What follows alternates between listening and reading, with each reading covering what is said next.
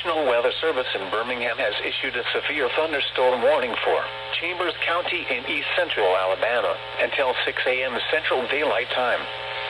At 5:19 a.m. Central Daylight Time, a severe thunderstorm was located over Buffalo, or near Lafayette, moving east at 40 miles per hour. Hazard, 60 miles per hour wind gusts. Source, radar indicated. Impact, expects damage to roofs, siding, and trees. Locations impacted include Valley, Leonard, Lafayette, Stroud, Lafayette, Lakeview, 5 Points, Cosetta, Post Oak Forks, Denson, Riverview, Amity Park, Sturkey, Abanda, Standing Rock, Welch, Trammell Crossroads, Buffalo, Chambers County Lake, and Fredonia.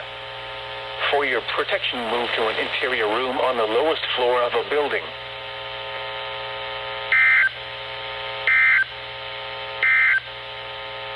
The severe thunderstorm warning